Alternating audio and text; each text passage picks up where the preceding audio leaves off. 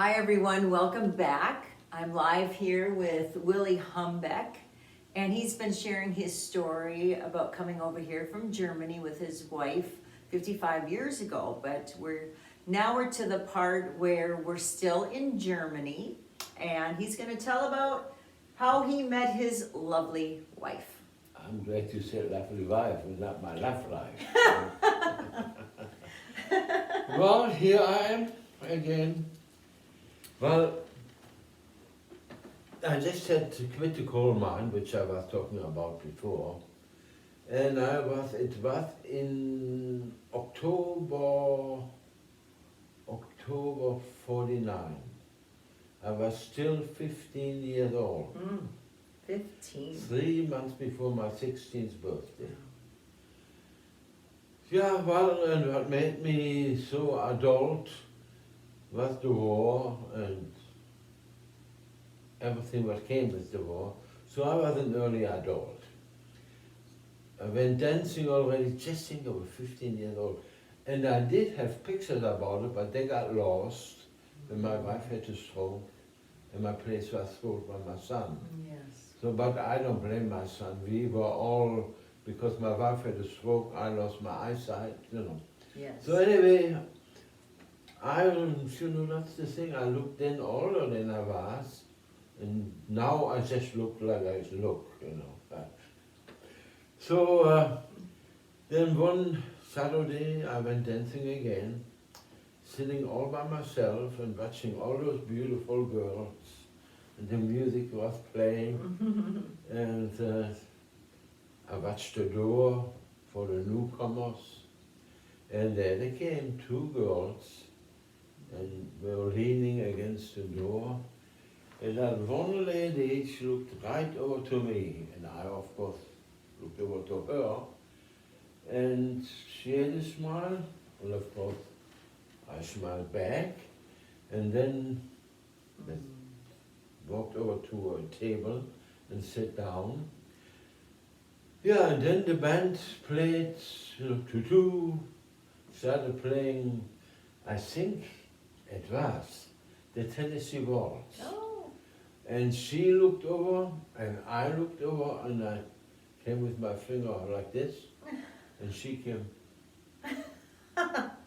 So, and I stormed over there, got her, and so we were dancing in, well, usually they call it love at first sight, and I think that's what it was. Okay. Yeah, we're dancing and talking and oh man. Oh, and then I used to sing all the time. But I even knew the words once in German about the Tennessee Waltz.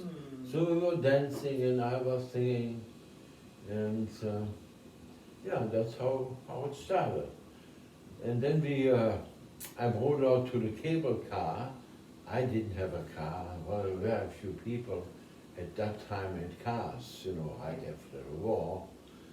So I rode out to the cable car, and while we were walking, I touched her pocket, and I could feel she had cigarettes. See, in those days, crazy, but that's how it was. And I was not excluded. I thought the same way a woman shouldn't smoke. So I thought, oh, what kind you are smoking? Oh, she said, I don't know, I just brought bottles for my brother, for my 3 brothers. Oh, and I felt right away better that she didn't smoke. So I brought her to the cable car and wait, and then I didn't go with her home, just put her in the cable car then, because she was living near the cable car station. So, and then we made a date, and during that, how was it? Oh, and I had an appointment for my tonsils to get them out. They were infected, but I talked briefly about it. So then that was on a Saturday, and Monday I went into the doctors. Well, one doctor, I never forgot his name. His name was Bachmann. And so they I don't want to describe how they did that those days. Maybe I should. They Yeah. opened my mouth, put a clamp in here, Okay. so the mouth would stay open, then gave me a shot right in the tonsils, and then they came with a little scalpel, a little knife, and loosened up the tonsils, Oh. and then they came with a sling, put it on there, and then they pulled them out. This is true. Oh. And so, yeah, so I had to stay in the hospital. They didn't know for how long. So they brought me right away. The doctor's office and whatever he did there was right beside the hospital. So they put me in the hospital in the bed and, you know, with the thing around, that ice bag around your neck. So, and then, yeah, I don't know how she found out. There she came and visited me right away after the surgery. I never forget it. She brought me a little bottle of champagne. Never forget the name. MM was the name of the champagne. Okay. Oh, I couldn't drink, but I knew right away, well, that's kind of love, you know. I knew that right away. We both knew it, that we were in love. Yeah, so, and then she wasn't there for a long time. I think she had to take off a few hours from her job. Okay. She managed a food store, a gourmet food store. Oh, wow. So, okay, and boy, that did it. Just she left, she was out of the door. I got out of my bed, getting dressed, and walked home. And that was about, a mile from the hospital. And I was very weak because before the surgery I couldn't eat much. So I went my way home. I had to cross the river. So on the bridge I had to stop. I got a little weak. And there comes the farmer I knew from our area where we were living with horse and cart. And this farmer, and he stopped, he said, what happened? Well, I said, I just took my tonsils out and I feel a little weak. He says, come on up. So he drove me home. And so home I laid down again, but boy, the love was burning in me. My fire was anyway. I was laying in there, I got dressed again. Oh, I didn't undressed. So my parents said, no, you stay here. Well, I didn't listen.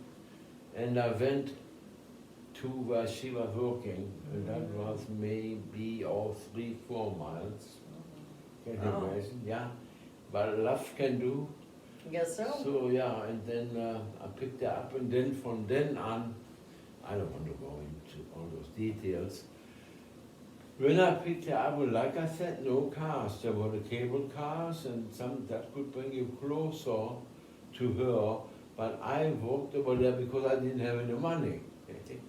So yeah, then I picked up every evening, and there were a garden area with all, they call them Schreber garden, little gardens with little houses and people owned those places. So we walked always there in the evening through there, and we were singing love songs, hand in hand. Oh my God! How? But it was all harm. Yeah, and then we started kissing. Yeah, and once in a while we stopped singing and kissing. And oh my God! So I went on for a while, and then her parents, well, they knew right away about it. Now they thought she had a rich guy because my dad was one of the first one who had a car. A little car was a big deal for people. But then they found out that I wasn't a rich guy and that I just came out of the coal mine. And they wanted a rich man for her daughter, who then later would take care of them too. Can you imagine how small-minded? Yeah. So, and anyway, yeah, and then they gave us a bad time, but they couldn't get us from each other until the day came and happened. How was that again? I have to put that together. Oh, I came from work and had to change the cable car on the water tower, was the station. And so I got out of the train and was standing there, and all of a sudden from the other side came a train with other people, and there comes a lady jumping out. Waltraud was her name. Oh, Willi, Willi, and I knew her from dancing, you know. And she hugged me and kissed me and what all. But I didn't know that my wife's brother was nearby, standing there and watched it. Oh. Okay? Okay. And then and then my wife came, she says, who was? And then I must say, she always had a little jealous streak, you know, but it didn't bother me. As a matter of fact, I made it sometimes feel good. But anyway, no, I said. And now, were you married at this time? No. You weren't married No, yet? no. Okay. Well, it's the last story, you know. Yeah. The beginning. Yeah. And so I said, well, that was Waltraud, you know her too. I said, well, she said, I have seen her only. How could you do that and what? Oh, I said, my God. And then I had reminded her that almost the identical thing happened one evening. A train stopped and the guy jumped out and jumped on her. But I never was a jealous guy. Never. So I understood and I reminded her, I said, Olaf was his name. Okay. And he said, how about Olaf? I said, did I make any fuss about it? Well, anyway, I did something, and well, it went by again, and then the day came, we got married, after all. Was her parents, yeah, to the wedding they came. And so things went well, and then this boy, then the other thing came, identical. Well, I couldn't help it. There was the other lady, oh, what a Waltraud again. Anyway, the same thing happened, and the watch started, and at that time she was living with my parents and me, because she couldn't get everything was bombed out. So yeah, then she left and went back to her home. Okay. But that didn't go for long. I got her back. So then we started living a normal life. Her parents finally woke up and respected me. Well, it wasn't really like it should have been. And yeah, the life went on and we were happy. Our marriage was actually like any other marriage, maybe a little better, but no marriage is perfect, you know. Right. So, but we always ironed it out, and so, yeah, then. Okay, so tell us when you got married. When I got married? What was the date? The 2nd of May, 1953. Okay, May And 2nd, I met her in 1953. October 49. That's when you met her? Yeah, In October of 49? yeah, that's right. Now, you told us you were 15, almost 16 when you Yeah. met. How old was she? She was 3 years older than I. She was 3 years Yeah. older, okay. But like I said, I looked, Oh yes, you look mature. yeah. You still do? No, yeah, I was very. Had to throw that in. Yeah, well, that's wonderful, ask me, you know. Okay. So then how old were you then when you got married? So how old were you then when you got married? 19 years and 5 months old. Okay, and then she would have been like 22. 22? Yeah. Okay, okay. Young, in love. Young in love, yeah. What was that, your phone? Yours. Hmm? It's okay, your phone. Was it yours? Anyway, so yeah, and now it comes again. And they still did her parents everything to interfere wherever they could. So, and then, yeah, then Mark got pregnant, then he got better again, then worse again. But yeah, it worked out. Then when we came to the United States, we were married 12 years. Okay. Tell about the pregnancy though. You guys had a baby and So you talked about her getting pregnant, Yeah. so then you had what'd you have? A son or a daughter? Oh, yeah, a son. Oh, actually, we wanted 2 children. So there was Mike, and right when Mike was born, the doctor told me it would be, and I don't forget why, told me it would be better for my wife not to have any children anymore. So that's when we wanted to adopt a child. Okay. But then there were so many difficulties they give you, you know. So, but when we on and off, we were going to adopt.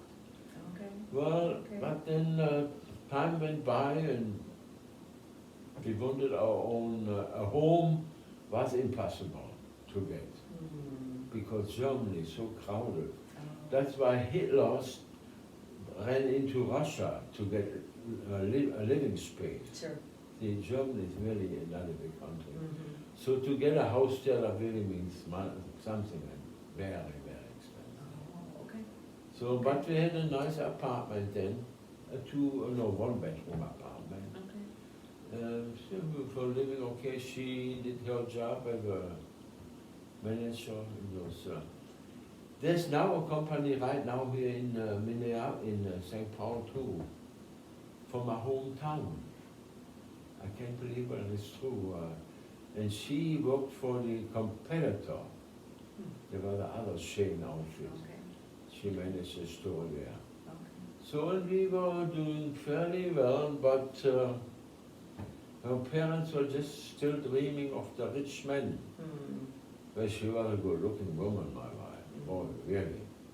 And maybe she would have gotten 2 one, but she was in love with me. See? That's right, that's okay. And what can you do there?